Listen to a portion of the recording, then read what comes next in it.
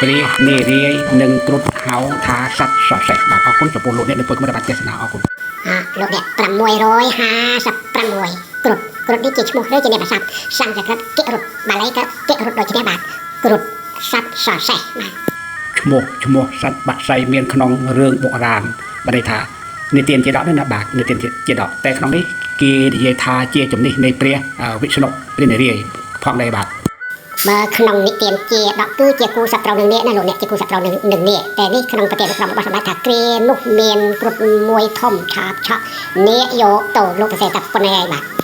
ប៉ុន្តែលោកតសេទៀតថាក្នុងកម្ពុជារដ្ឋតាំងពីក្នុងសម័យមហានគរវត្តរៀងមកដល់សប្តាហ៍នេះពួកជាង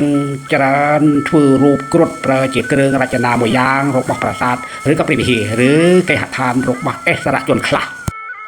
នេះខ្ញុំសរសេរប៉ុន្តែសប្តាហ៍រូបនិមិត្តអ្វីក៏គេធ្វើដែរអើយតែព្រានអ្នកជាវជាប្រាក់ជាធនបត្តិណាបាទដូចជារូបចន្ទសាយឬក៏រូបមិនស្គាល់បង្កើតស៊ីបង្កើតក៏ជាទីដែរណាលោកអ្នកធ្វើទៅចាតែធ្វើទៅអត់តែមានទីបានជាប្រាក់ធ្វើបាទបើជារូបព្រះបដិមាបានតាមសពចាំទេគេជាវទៅធ្វើសក្ការៈគោរពបូជាបាទគោរពបូជាទៅមើលតាមវិហារចាស់ខ្លះគឺគេជំនះតែដាក់ខាងក្រោយខ្ញុំឃើញនៅក្នុងគោវត្តតែដើមបាទជំនះតែក្រោយដាក់ថ្មីនៅខាងមុខអរគុណជូនពរអាយុវែងសុខចិត្តល្អអរគុណ